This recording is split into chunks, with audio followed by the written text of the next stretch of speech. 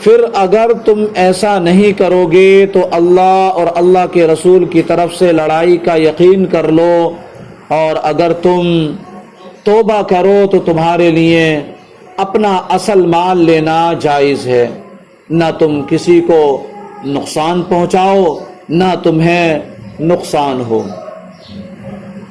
سود کی حرمت کا حکم نازل ہو چکا، اس کے بعد بھی جو سود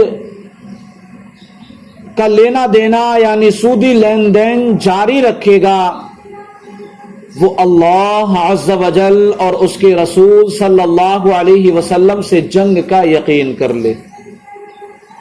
یہ شدید ترین وعید ہے، کس کی مجال کہ اللہ عز و جل اور اس کے رسول صلی اللہ علیہ وسلم سے لڑائی کا تصور بھی کرے۔ لہذا جن اصحاب کا سودی معاملہ تھا انہوں نے اپنے سودی مطالبات چھوڑ دیے اور عرض کی کہ اللہ اور اس کے رسول صلی اللہ علیہ وسلم سے لڑائی کی ہمیں تاب نہیں، ہم میں کہاں اتنی طاقت کہ ہم ان سے لڑائی کر سکیں۔ یہ کہہ کر وہ تائب ہو گئے، انہوں نے توبہ کر لی اور توبہ پر اپنی استقامت بھی پائی۔ لیکن آج کل کے نام نہاد مسلمان دانشوروں کا حال یہ ہے کہ وہ توبہ کی بجائے آگے سے خود اللہ عز و جل کو اعلان جنگ کر رہے ہیں، اور سود کی اہمیت و ضرورت پر کتابیں، آرٹیکل، مضامین اور کالم لکھ کر ورق سیاہ کر رہے ہیں۔ خیال ہے کہ 2 گناہوں پر اعلان جنگ دیا گیا ہے، 2 گناہوں پر۔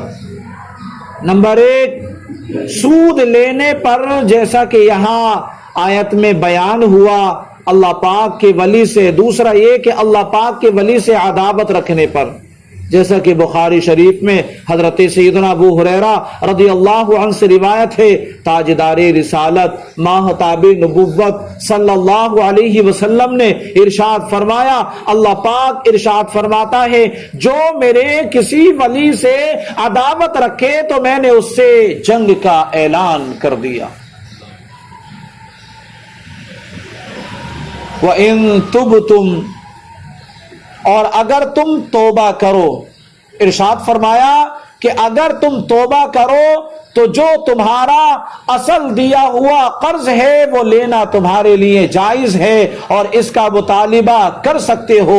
اس سے معلوم ہوا سود حرام ہونے سے پہلے جو سود لیا گیا وہ حلال تھا، وہ رقم اصل قرض سے نہ کٹے گی بلکہ اب پورا قرض لینا جائز ہوگا۔ یعنی جو سود کا لین دین صحابہ کرام میں چلتا تھا پہلے، تو اب انہوں نے جو رقم ان کو ادھاری کے طور پر دی تھی اور اس پر سود لیتے تھے، تو اب سود لینا دینا تو حرام ہو گیا۔ جب حرمت کی آیت نازل ہوئی، رسول پاک صلی اللہ علیہ وسلم پر اللہ پاک نے آیت نازل فرمائی، لیکن جو قرض کے طور پر پیسے ان کو دیے تھے وہ لینا ان کے لیے جائز تھا اور آج بھی جائز ہے کہ آدمی اپنے بھائی کی قرض دے کر، اچھا قرض دے کر مدد کرے تو یہ بہت بڑا ثواب کا کام ہے، بلکہ جو مسلمانوں کے کام آتے ہیں، مسلمانوں کے کام نکالتے ہیں، اللہ پاک نے انہیں طاقت سے نوازا، مال سے نوازا اور وہ اپنے طور پر مسلمانوں کی مدد کرتے ہیں تو اللہ تعالیٰ ان کی مدد فرماتا ہے۔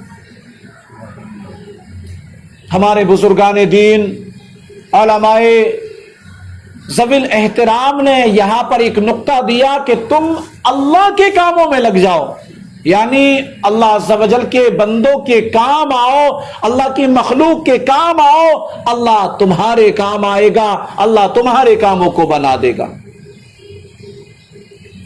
لا تظلمون ولا تظلمون، نہ تم کسی کو نقصان پہنچاؤ اور نہ تمہیں نقصان ہو، یعنی نہ تو مقروض سے زیادہ لے کر اس پر تم ظلم کرو اور نہ اصل قرضے کی رقم سے محروم ہو کر خود مظلوم بن جاؤ۔ یہ آیت اگرچہ سود کے حوالے سے ہے لیکن عمومی زندگی میں بھی شریعت اور عقل کا تقاضا یہ ہے نہ ظلم کیا جائے، نہ ظلم برداشت کیا جائے، یعنی ظلم کو ختم کرنے کی کوشش کرنی چاہیے. ظلم کو برداشت کرنا ظالم کو مزید جری کرتا ہے. اسلام میں یہ قانون ہے کہ جب پہلے حکام کہ یہاں پر چاہے وہ اپنا ہو یا بیگانہ ہو کوئی ظلم کرتا تھا تو اس کے ساتھ میں رعایت نہیں ہوتی تھی، اور یہ کہہ کر کے آج تو پیسے بھر کر یا بڑوں کو لا کر مد مقابل سفارشی بنا کر چھوڑ دیا جاتا ہے. جو اصل مجرم ہوتا ہے آج کے دور میں، آج کی حکومت میں، وہ کھلے عام سانڈ کی طرح پھر رہا ہوتا ہے. لیکن جو بیچارہ مظلوم ہوتا ہے، جس پر ظلم کیا گیا، اس کو مزید ظلم سہنے پڑتے ہیں. لیکن پہلے ایسا نہیں تھا. وہ کتنا ہی گڑ گڑائے، کتنے اپنے بڑوں کو سفارش کے لیے لے کر کے آئے، لیکن اس کو الگ ہٹا دیا جاتا تھا یہ کہہ کر کے کہ ظالم کو مہلت دینا مظلوموں کے ساتھ ظلم کرنا ہوتا ہے. یہ کہہ کر کے ان کو ان کے انجام تک پہنچایا جاتا تھا، ان کو برابر سزا دی جاتی تھی. اسی لیے الحمدللہ اسلامی حکومت میں کوئی چو چرا نہیں تھی، بلکہ امن و سکون، چاروں طرف امن و سکون ہی تھا. تو ظلم برداشت نہ کیا جائے، یعنی ظلم کو ختم کرنے کی کوشش کرنی چاہیے. ظلم کو برداشت کرنا ظالم کو مزید جری کرتا ہے. ہاں، جہاں عفو و درگزر کی صورت بنتی ہو وہاں اسے اختیار کیا جائے، کیونکہ جو عفو و درگزر سے کام لیتا ہے، معاف کرنے کی عادت بناتا ہے.